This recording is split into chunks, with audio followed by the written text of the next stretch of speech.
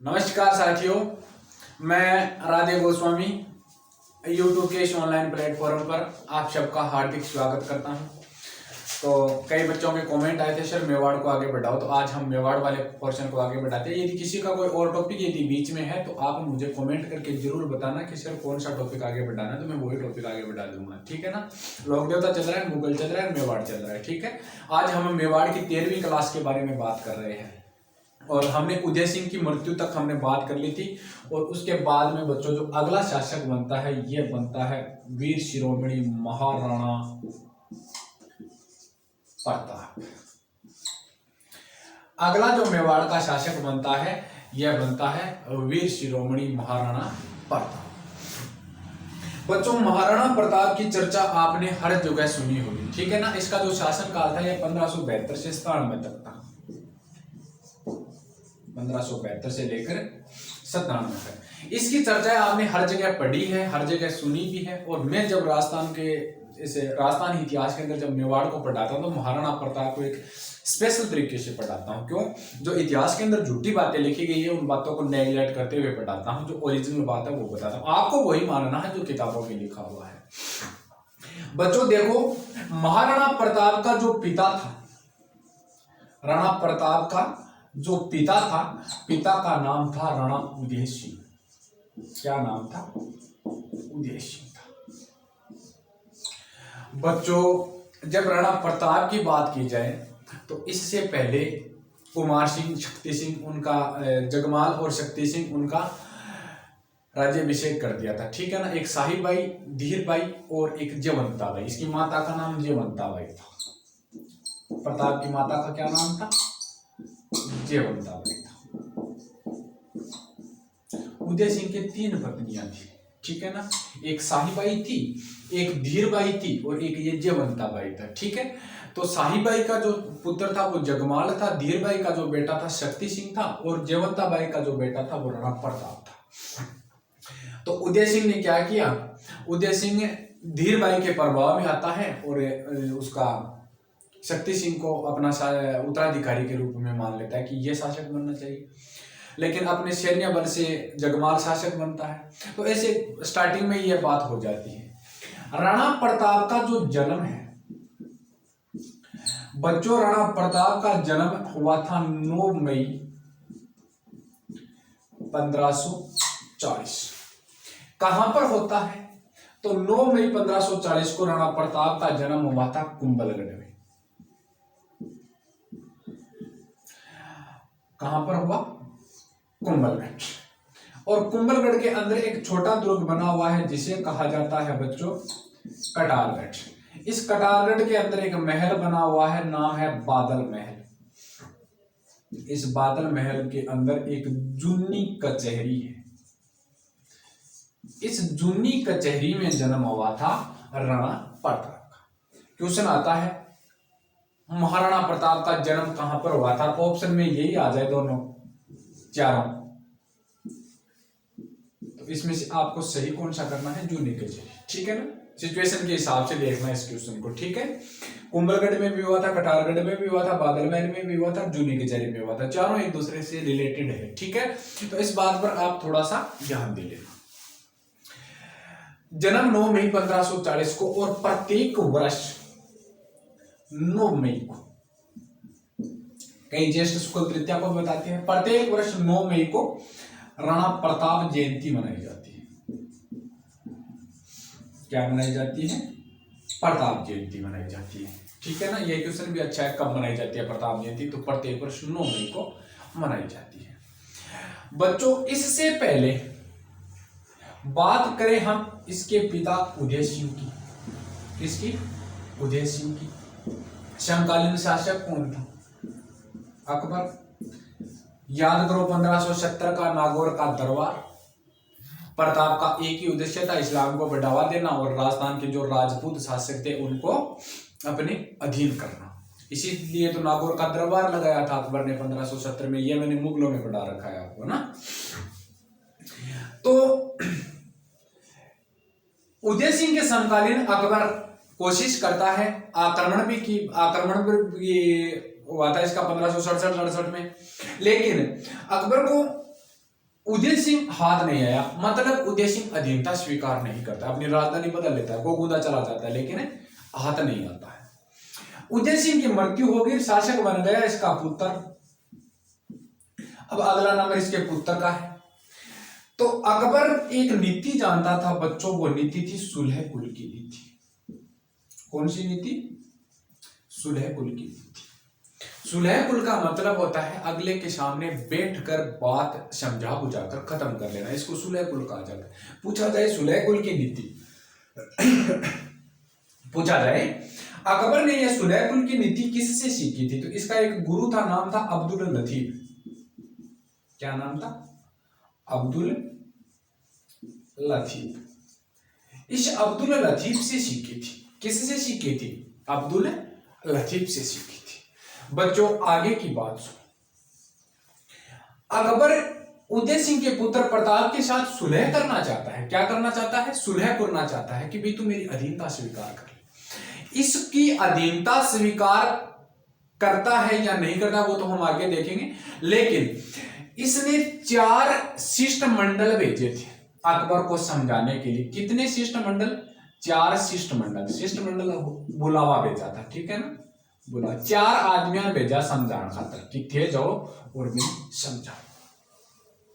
बात है नवंबर 1572 की। कद की? नवंबर 1572 की। और कौन गयो? जलाल खां। नवंबर 1572 में जलाल खां। नवंबर 1572 में जलाल खां जाता है। ये आगे 3 बार और आएगा इसके प्रति अभियान लेकर भी आएगा राणा प्रताप के प्रति। अकबर की तो वही बात थी, इसको तो अधिकता स्वीकार करवानी है। पहले सुलह कुल के बाद वलकत की नीति अपना लेता था। कौन सी भी हो, कैसे भी हो, इसको तो अपना साम्राज्य विस्तार करना था। अब देखो, जब नवंबर 1572 के अंदर जलाल खां असफल हो जाता है तो अगला नंबर आता है बच्चों, वो किसका आता है? वो आता है मानसिंह। मानसिंह ने भेजो भाई तू समझा गया के चार्यो है वो के नहीं चार्यो है। जून 1573 में मानसिंह कद गए टाबरो? जून 1573 में असफल हो जाता है। अगला नंबर आता है भगवंत दास का। भगवंत दास तू समझा गया भाई, अब 2 असफल हो गए थे तो तीसरा सफल हो ही जाएगा? नहीं होगा। यह अक्टूबर 1573 के अंदर जाता है। कब जाता है? अक्टूबर 1573 के अंदर, और यह भी हो जाता है असफल। लास्ट बचा बच्चों वो था टोडरमल, जिसने दहसाला प्रणाली का प्रचलन किया था। यह जाता है दिसंबर 1573 में। 4 शिष्टमंडल समझाने के लिए 4 व्यक्ति गए थे कि अकबर राणा प्रताप तू अकबर की अधीनता स्वीकार कर ले, अकबर की अधीनता स्वीकार कर ले प्रताप। ये बात 4 शिष्टमंडल समझाने के लिए गए थे, लेकिन प्रताप ने एक ही जवाब दिया था कि मर जाऊंगा, खत्म हो जाऊंगा, लेकिन मुगलों की कभी भी अधीनता स्वीकार नहीं करूंगा। इसका घोड़ा था चेतक, उसी ने यही बात कही थी कि प्यासा मर जाऊंगा लेकिन मुगलों के यहाँ पानी नहीं पीऊंगा कभी भी। तो ये 4 के 4 शिष्टमंडल जाते हैं, 4 के 4 शिष्टमंडल बच्चों फेल हो जाते हैं। तो आगे की बात सुनो। बात है जून 1576 की। कब की है? जून 1576 की। आदेश देता है अकबर अपने सेनापति, नाम था जिसका मानसिंह। यहां से झूठ स्टार्ट होती है कि आदेश देता है किसको? मानसिंह को। जब 4 बार शिष्टमंडल भेज दिए समझाने के लिए और प्रताप नहीं समझ पाया तो आदेश देने की कहां जरूरत थी? अकबर ए महान, अकबर खुद आता किसके लिए? प्रताप के लिए। लेकिन आदेश किसको दिया? मानसिंह को। बच्चों अकबर अच्छे तरीके से जानता था यदि मैं हल्दी घाटी लड़ने के लिए गया तो मुझे हारना पड़ेगा, और हार तो दूर की बात, हो सकता है मैदान में मरना पड़े। इसीलिए राजपूतों को लड़ाता है। अकबर मानसिंह के रिश्ते में फूंपा लगता था। जून 1576 में अपने सबसे बड़े राजपूत मनसबदार मानसिंह को आदेश देता है यह सबसे बड़ा राजपूत मनसबदार था। इसके पास 7,000 की मनसबदारी थी। कितनी? 7,000 की। 7,000 की मनसबदारी वाला पद मान सिंह के पास था। राजपूतों में इतना बड़ा पद किसी के पास नहीं था। सीधा क्वेश्चन पूछा जाए कि अकबर का सबसे बड़ा मनसबदार कौन था, तो अकबर का जो सबसे बड़ा मनसबदार था वो था बच्चों मिर्जा अजीज कोका। मिर्जा अजीज कोका। मान सिंह को आदेश दिया अभियान लेकर जा। किसके खिलाफ? प्रताप के खिलाफ। कि ठीक है। जून 1576 में युद्ध कौन सा हुआ? युद्ध हुआ बच्चों हल्दी घाटी। आज सिर्फ मैं हल्दी घाटी पढ़ाऊंगा, आगे नहीं पढ़ाऊंगा, ठीक है ना। नहीं तो कुंभलगढ़ पढ़ाऊंगा, नहीं द्विवेर पढ़ाऊंगा, सिर्फ हल्दी घाटी पर ही चर्चा करेंगे। इतने में अपनी क्लास हो जाएगी। जून 1576 में युद्ध हुआ कौन सा? हल्दी घाटी। तो इस हल्दी घाटी के युद्ध की जो योजना है, हल्दी घाटी के युद्ध की योजना ये कहां पर बनी थी? तो याद रखना ये बनी थी मेघजीन दुर्ग में। इसको अकबर का किला कहा जाता है। आपको ये कहीं पर नहीं लिखा हुआ मिलेगा कि मेघजीन दुर्ग में बनी थी, लेकिन एक घुमाकर पूछा जाए तो क्वेश्चन बन सकता है। कौन सा? मेघजीन दुर्ग का। क्यों मेघजीन दुर्ग नाम इसका बाद में पड़ा था, इसमें मेघजीन दुर्ग नाम दिया था। इसमें इसको अकबर का किला कहा जाता था। क्या कहा जाता था? अकबर का किला। राजस्थान का एकमात्र किला है जो मुगली या मुस्लिम शैली में बना हुआ है। तो इस अकबर के किले में युद्ध की बनाई जाती है योजना। तो राणा प्रताप ने भी अपनी योजना बनाई थी बच्चों, और राणा प्रताप की योजना बनी थी कहां पर? गोगुंदा में। कहां पर बनी थी? गोगुंदा में। इसका जो राज्याभिषेक था यह 1572 में हुआ था, और इसके राज्याभिषेक के समय इसकी कमर पर शाही तलवार वो कृष्णदास ने बांधी थी, ठीक है ना, कृष्णदास चूड़ावत ने बांधी थी, ठीक है। तो वो एक छोटी बड़ी बात थी। अब देखो हल्दी घाटी के युद्ध की यदि बात की जाए तो एक बार ऐसा माना जाता है कि ये मानसिंह संभवता आया था किसके पास? प्रताप के पास मिलने आया था। लेकिन होता क्या है, प्रताप नहीं मिलता है तो प्रताप का बेटा मिल जाता है। नाम क्या था इसका? अमर सिंह था। तो प्रताप ने अमर सिंह को कहा, मान सिंह ने, कि देख मैं प्रताप से मिलने के लिए आया हूं, तो मुझे प्रताप से मिलाओ। अमर सिंह ने जवाब दिया, मान सिंह प्रताप का अभी सरदर्द हो रहा है, प्रताप तुझसे नहीं मिल सकता। तो मान सिंह ने जवाब दिया कि बोल देना तेरे पिताजी को, जल्दी आ रहा हूं सरदर्द ठीक करने के लिए। हाँ, अमर सिंह ने तुरंत उछलकर जवाब दिया कि मैं भी कब से इंतजार कर रहा हूं कि तू आ क्यों नहीं रहा, आ तू जल्दी आ। लेकिन याद रखना तेरे फूफा को साथ लेकर जरूर आना है। किसको? अकबर को। कि इसको साथ लेकर जरूर आना। कि हाँ ठीक है लेकर आऊं। इसी बात से मान सिंह हुआ था बच्चों नाराज, और हल्दी घाटी इन नाराज या इस बात का परिणाम। लोग बोलते शिष्टमंडल भेजे थे, ये हुआ था वो हुआ था। यदि शिष्टमंडलों के भरोसे हल्दी घाटी लड़ी जाती थी तो 1572 में लड़ी जाती थी, तो ये 1576 में क्यों लड़ी गई? शिष्टमंडलों का कोई रोल नहीं था। जलाल खान को मना कर दिया 72 में, नहीं चलो 73 में हो जाती। फिर मान सिंह को भी तो मना ही किया था कि मैं नहीं करूंगा अधीनता स्वीकार। मुख्य मुद्दा यह था, इसने कहा था मान सिंह ने कि तेरे पापा का सरदर्द जल्द ही ठीक करूंगा। तो इसने भी जवाब दिया था कि मैं भी इस चीज का इंतजार कर रहा हूं, तू जल्दी यार तेरे फूफा जी को साथ में लेकर आ, मैं दोनों को देखता हूं कि आप में कितनी के क्वालिटी है। लेकिन अकबर अच्छे तरीके से जानता था कि यदि मैं हल्दी घाटी लड़ने के लिए गया तो मुझे मरना पड़ेगा। तो ये तो वैसे ही नहीं आया था। अच्छा, हल्दी घाटी के युद्ध में अमर सिंह दे रहा है साथ। अमर सिंह साथ दे रहा है, बच्चा है लेकिन साथ तो दे ही रहा है। अब बात की जाए तो एक तो अपने प्रताप का मुख्य हथियार था बच्चों, नाम था चेतक, ठीक है ना। इसको चेतक भी कहा जाता है, इसको चेतक भी कहा जाता है। वास्तविक नाम इसका चेतक ही बताया जाता है। बुकों में तो आपको चेतक ही मिलेगा, आपको भी चेतक ही मानना है, लेकिन वास्तविक नाम इसका चेतक बताया जाता है। एक अपना हाथी था, नाम था राम प्रसाद। ये भी किसका हाथी था? प्रताप का हाथी था। लूणा गजराज गजमुक्ता वो हाथी इस युद्ध में शामिल थे, इसीलिए तो इसको हाथियों का युद्ध कहा जाता है, ठीक है ना। इसको टोड ने मेवाड़ की थर्मोपली कहा था, अबुल फजल ने इसको खमनोर का युद्ध कहा था, बदायूं ने इसको गोगुंदा का युद्ध कहा था। वो तो अलग बातें हैं, बाद में लास्ट में नोट कर दूंगा, यहाँ पे उतार लेना। तो एक तो घोड़ा, एक हाथी। और आगे यदि देखा जाए तो एक बार क्वेश्चन पूछ लिया था, इस था तो हल्दी घाटी से रिलेटेड, लेकिन क्वेश्चन यह था कि अकबर के हाथी का क्या नाम था।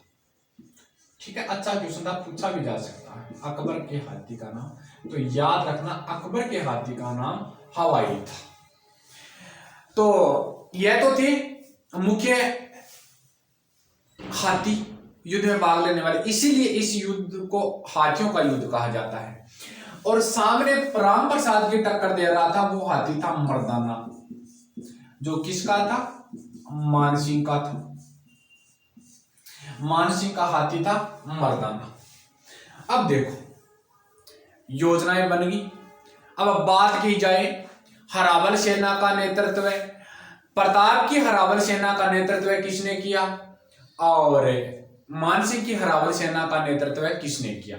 तो प्रताप की सेना, हरावल सेना होती है बच्चों सामने आगे आगे जो भाग होता है, यह मान लो अपने प्रताप की सेना है। और यहां पर सामने कौन सी सेना है, मानसिंह की सेना। ठीक है, यह प्रताप की सेना, यह मानसिंह की सेना, दोनों ऐसे आमने सामने सेना खड़ी। ठीक है, अब देखो प्रताप की सेना का नेतृत्व है जो हरावल बाग था, हरावल बाग कहा जाता है आगे के बाग को।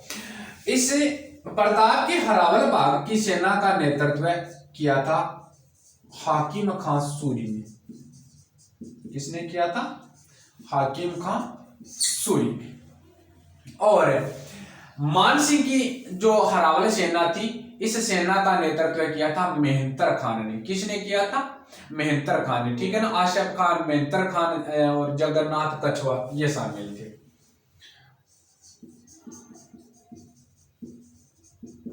जगन्नाथ कछवा ये शामिल थे। आशफ खान था, मेहंतर खान था, जगन्नाथ कछवा था। प्रताप की हल्दी घाटी के युद्ध में एकमात्र मुस्लिम सेनापति, नाम क्या था उसका, हाकिम खां सूरी पठान था। ठीक है, अब यह एक तरीके से युद्ध का बन जाता है बच्चों सीन। क्या बन जाता है, सीन बन जाता है। पहले इसको आप दोबारा देखो और उसके बाद में हम इस चीज को आगे बढ़ाएंगे। राणा प्रताप का हमने शासनकाल पढ़ा 72 से लेकर 97 तक। पिता उदय सिंह था, माता जयवंताबाई थी। जन्म 9 मई 1540 को हुआ था कुंभलगढ़ के कटारगढ़ के बादला महल की जूनी कचहरी में। और राज्याभिषेक इसका गोगुंदा में हुआ था। ठीक है ना, कहां पर हुआ था, गोगुंदा में हुआ था 1572 में। और कर्षणदास ने, किसने, कर्षणदास चुड़ावत था, कर्षणदास चुड़ावत ने कमर पर शाही तलवार बांधी थी। किसने बांधी थी, कर्षणदास चुड़ावत ने इसके कमर पर शाही तलवार बांधी थी। पूछा जाए विधिवत रूप से इसका राज्याभिषेक कहां पर हुआ था, तो इस कुंभलगढ़ के दुर्ग में हुआ था। विधिवत रूप से राणा प्रताप का राज्याभिषेक कहां पर होता है, कुंभलगढ़ के दुर्ग में होता है। प्रताप जयंती 9 मई को जन्म हुआ था, इसीलिए प्रत्येक वर्ष कब मनाई जाती है, 9 मई को मनाई जाती है। उद्देश्य, प्रताप का पिता उदय सिंह समकालीन दिल्ली का शासक अकबर। 1572 का नागौर का दरबार, मुख्य उद्देश्य इस्लाम को बढ़ावा देना और राजपूतों को अधीनता से स्वीकार करवाना। ठीक है, और अकबर की जो नीति थी यह सुलह कुल की नीति थी। पहले ये सुलह करना चाहता था, उसके बाद में तो लोहा रत्ता अपना ही लेता था। ठीक है ना, सुलह कुल की नीति किससे सीखी थी, तो अब्दुल लतीफ इसका गुरु था, इससे सीखी थी। जब उदय सिंह इसके काबू में नहीं आया था और प्रताप शासक बनता है, तो अकबर 4 समझाने के लिए शिष्टमंडल भेजता है। पहला शिष्टमंडल जलाल खान गया था नवंबर 1572 में और असफल होकर वापिस आ जाता है। तो मान सिंह गया था दूसरे नंबर पर जून 1573 में, असफल होकर वापिस आ जाता है। अक्टूबर 1573 में जाता है भगवंत दास। कब जाता है, अक्टूबर 1573 में। और दिसंबर 1573 में जाता है टोडरमल। चारों के चारों असफल होते हैं। तो जून 1576 में यह अपने सबसे बड़े राजपूत मनसबदार को आदेश देता है कि आप प्रताप को बंदी बनाकर लेकर आओ। हल्दी घाटी का युद्ध हुआ था, योजना मेघदूत में बनी थी, इसको अकबर का किला कहा जाता है, ठीक है ना। तो अब प्रताप का बेटा का नाम था अमर सिंह। अमर सिंह ने क्या किया, एक बार संभवतः मान सिंह आया था यहाँ पर प्रताप से मिलने के लिए, लेकिन इस अमर सिंह ने मुलाकात नहीं करवाई थी। वो छोटी बड़ी दोनों के बीच में बात हो जाती, उन्हीं का परिणाम ये हल्दी घाटी पर था। हल्दी घाटी के युद्ध में इसका मुख्य घोड़ा चेतक था और राम प्रसाद इसका हाथी था। मान सिंह का एक हाथी था, मर्दाना अकबर का हाथी का नाम सवाई था, ठीक है। प्रताप की जो हरावल सेना थी, इसका नेतृत्व हाकिम खान सूरी पठान ने किया था। मान सिंह की हरावल सेना का नेतृत्व आशफ खान और जगन्नाथ कछवा ने किया था, ठीक है ना। अब देखो आगे की बात।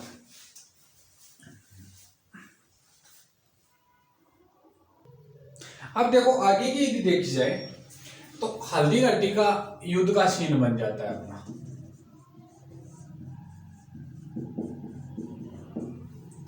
जून 1576, ठीक है। अब देखो इधर मान सिंह लड़ रहा है अपने हाथी पर बैठकर। कौन से हाथी पर? मर्दाना पर। इधर प्रताप लड़ रहा है और प्रताप कहां पर बैठा है? ये चेतक पर बैठा है। इस चेतक ने एक छलांग लगाई और ये मर्दाना हाथी के सूंड पर पैर रखकर मान सिंह के ऊपर वार करवाना चाहता है, लेकिन प्रताप ने इतना तीव्र गति से वार किया था मान सिंह के ऊपर। इस वार से ये मान सिंह तो बच गया था, लेकिन इस मान सिंह के पीछे मेहंतर खान बैठा था। कौन बैठा था? मेहंतर खान। और इस मेहंतर खान यहां पर आ जाता है काबू में। मेहंतर खान यहां पर मारा जाता है, मान सिंह बच गया। अब मृत्यु शैया के ऊपर बैठा यह व्यक्ति एक अफवाह फैला देता है कि अकबर आ गया। जैसे अकबर के आने की बात सुनाई देती है तो मुगल सेना के अंदर एक प्रकार से जोश आता है और यह सेना थोड़ी सी हिम्मत करके लड़ती है। इधर से प्रताप का जो घोड़ा था घायल हो गया चेतक, और प्रताप सुरक्षित इस घोड़े को और प्रताप दोनों बाहर निकल जाते हैं। तो एक राजपूत सरदार था, नाम था जाला बिद्दा, और एक राजपूत सरदार था, नाम था जाला मन्ना। ये दोनों बिद्दा और मन्ना साथ दे रहे थे। बिद्दा की नजर पड़ती है, बिद्दा ने तुरंत प्रताप का राज चिन्ह धारण कर लिया और प्रताप बन के लड़ने लग गए मैदान के अंदर। चेतक घायलावस्था के दौरान चेतक को मैदान से बाहर निकाला। इसका भाई था शक्ति सिंह। किसका भाई? प्रताप का भाई। नाम क्या था? शक्ति सिंह। यह शक्ति सिंह मान सिंह की तरफ से या अकबर की तरफ से लड़ रहा था। जैसे ही अपने भाई की स्थिति देखता है तो इसको जो भाई के प्रति दया होती है वो शक्ति सिंह के दिमाग में उत्पन्न हो जाती है कि यार मुझे मेरे भाई का साथ देना चाहिए। शक्ति सिंह तुरंत यहां से बाहर निकलता है और प्रताप को अपना घोड़ा सौंपकर सहायता करता है। प्रताप तुरंत मैदान में आया वापिस।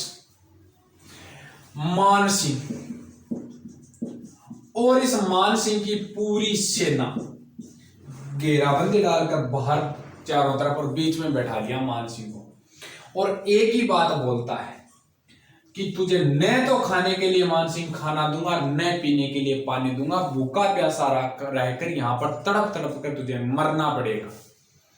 टेंशन हो जाती है मान सिंह को, पूरी की पूरी सेना दुखी हो जाती है। यहां पर मान सिंह क्या करता है? प्रताप का जो मैंने आपको हाथी बताया था राम प्रसाद, इस राम प्रसाद हाथी को बंदी बनाकर अकबर के पास भेज देता है। क्या करता है? राम प्रसाद को बंदी बनाकर अकबर के पास भेज देता है, और अकबर इस हाथी का नाम रख देता है पीर प्रसाद। और इसी नाम के दौरान 7 दिनों बाद भूखा प्यासा रहकर यह मर जाता है।